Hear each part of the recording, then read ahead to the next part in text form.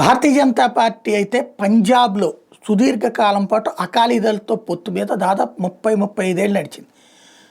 పంజాబ్లో ఒకప్పుడు అకాలీదళ్ డామినేటెడ్ సిచ్యువేషన్ని దెబ్బతీయడం కోసం కాంగ్రెస్ పార్టీ చాలా ప్రయత్నాలు చేసింది.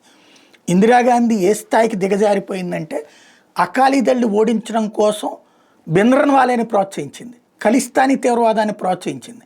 చివరికి అది కాస్త ఏకుమేకై స్వర్ణ దేవాలయం మీద దాడి చేయాల్సిన పరిస్థితి వచ్చింది. ఆ కారణంగానే ఆమె ప్రాణాలు కోల్పోయింది. అంటే అకాలీదళ్ అంత పవర్ఫుల్. ఆ టైంలో అకాలీదళ్ భారతీయ జనతా పార్టీతో పొత్తు పెట్టుకుంది, వీళ్ళ బాధపడలేక, వీళ్ళ ఒత్తిడి తట్టుకోలేక. అప్పటి నుంచి భారతీయ జనతా పార్టీ వీళ్ళు కలిసి ప్రభుత్వాన్ని సుదీర్ఘకాలం పాటు నడిపారు.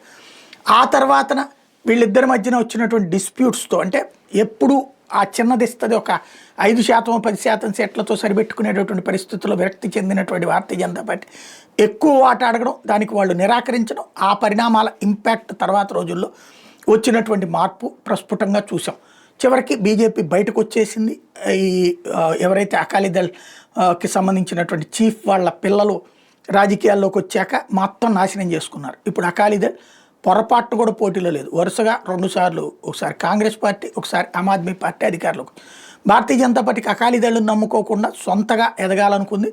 ఏదైతే ఇదివరకు కాంగ్రెస్ తరపున ముఖ్యమంత్రిగా చేసిన వ్యక్తి వచ్చి ఇందులో చేరడంతో అక్కడ ఒక ప్లాన్ నడుస్తోంది. అయితే మళ్ళీ అకాలీదళ్తో పొత్తు పెట్టుకోబోతున్నా అన్నటువంటి ప్రచారాన్ని బీజేపీ తోసిపుచ్చింది. 117 సీట్లకి 117లోనూ పోటీ చేస్తాం అన్నటువంటిది ప్రకటించింది. వాస్తవంగా 2027లో పంజాబ్ ఎన్నికలు జరగబోతున్నాయి.